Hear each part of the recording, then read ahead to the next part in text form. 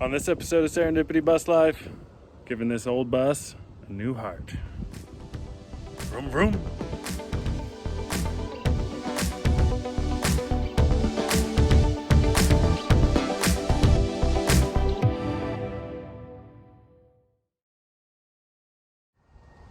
All right, it is day 3 and it's kind of late in the day now. It's about 5 o'clock. I'm pretty tired, but I've spent all day cleaning and getting all the gold grease and oil and dirt and everything off of the old bus, getting the new motor all prepped up. So I scrubbed it down, degreased it, looked it over, looking pretty good. And in here, big progress.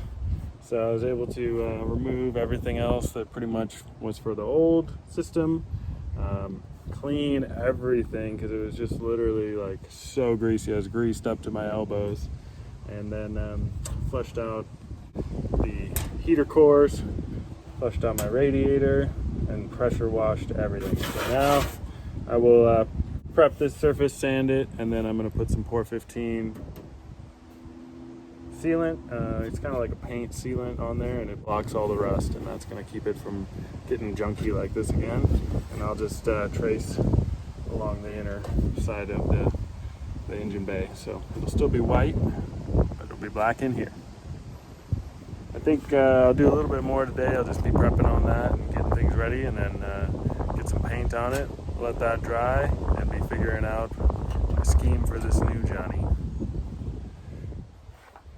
There are 2 cross members that were the perches, or where the old motor used to mount, and I'm gonna have to remove both those. I'm gonna have to take this one out, and it's in the way. It's only got 4 rivets in it.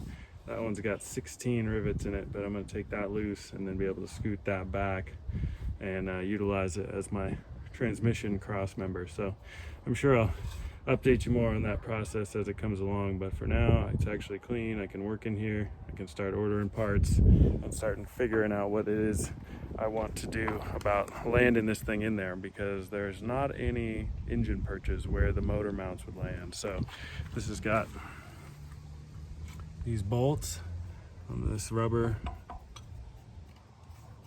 mount, and this is how the motor actually connects to the frame of the car, and I don't have anywhere to land this right now, so I actually get a metal fixture that's going to be able to land on the frame and be bolted in, that then this is bolted to, and then in the back catch the back of the transmission. So definitely a lot to think about and work on in order to get this all figured out. Whew. It's getting to be a hot sunny day out here. It's probably about 85 degrees, and that works out perfect because got it all painted in with some Pour 15, which is like this hardening enamel that is oil and gas resistant, and looks real nice. So I'll have that looking perfect. Got the other pieces I need painted up and drying in the sun. So I'm gonna head over and do a lesson at the outdoor school about geology over at Mount Ashland, and that should be fun. Get it out of town for a minute, let this paint dry. So we'll catch you in 2 days. Okay, it's day 5. I might have missed today because I was pretty tired and I had to work a little bit, but I've got a lot more done. Got the engine bay all finished up and spent hours chiseling out some steel rivets that were holding these cross members in that needed to be removed. So I removed everything that needs to be out, got this all prepped, it's looking nice, and got my other parts done. So the radiator, hood, those sort of things are all painted and they're just drying now. So I'm moving on to getting things lined out here, and it's starting to be the wiring mess. So this thing needs a lot more than just the 3 wires that my old engine ran on. It really only needs 4 wires though. It is fuel injected, but basically I hook up the battery, key, and fuel pump, and that's all it needs, really.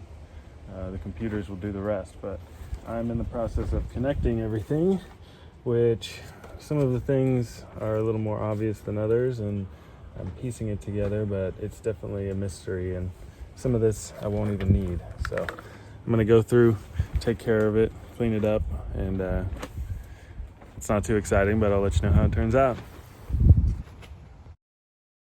Several days later. Well, it's officially day 9. I am working on the bus still, and I'm down here at the junkyard looking for some parts. So I already looked through all of this Ford OBS scrap, and I think I found what I'm looking for over there in terms of motor purchase. So let's go take a look. Hopefully there's not too many bees. All right, so right here is the frame rails from another truck, conveniently put right onto the bed of this truck. So these teardrop mounts are what I need for my 460. So I'm gonna go ahead and try to get these bolts loose, pull those off of there, and take them up front, see what the guy wants for them. All right, so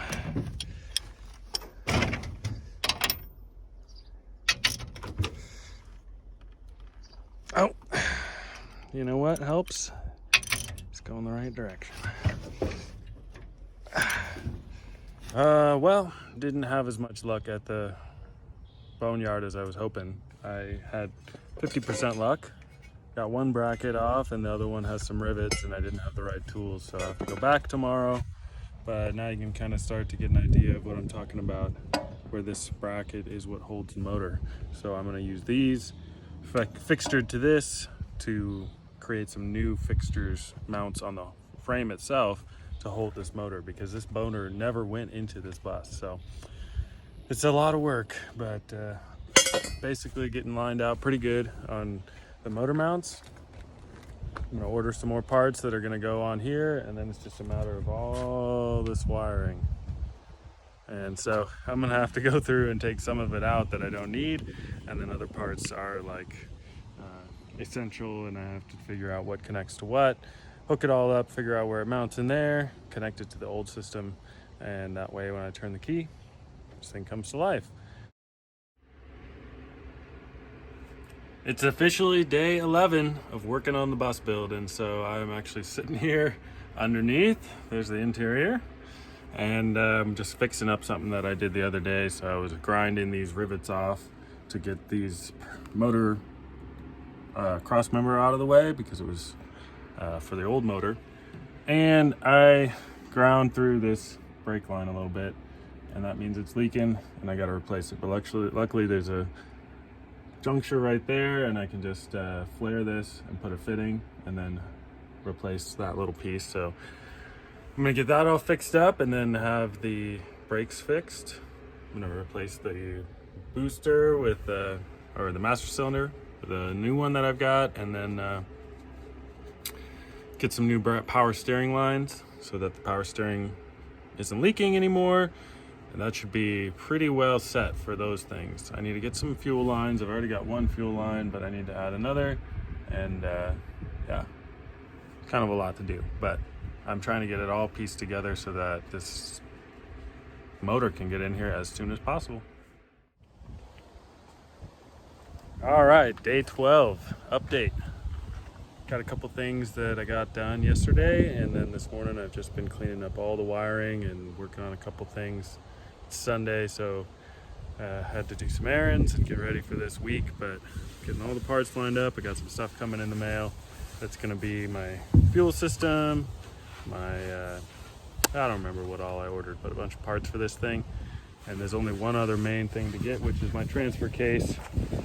Currently don't have anything on there because the previous owner needed that for his own truck. So I'm tracking one of those down, but I don't really want to have it hanging on there when I put the motor into the bus anyway. It's a little bit too much more extra on this end. So this will be tricky enough as it is, and I'll pretty much be ready to do that as soon as the time comes. So things are all looking pretty clean, organized, but I'm tired. It's a lot of work. So I think this week just kind of be tying up loose ends and doing wiring and waiting for parts to arrive, and then I'll have another day of it this next weekend. So, with any luck, I'll be on the road soon. So that does it for this episode of Serendipity Bus Life. On the next episode, my brothers show up and help me position this thing up in the air, over the cowl, and into the bus. Stay tuned, and I'll catch you next time.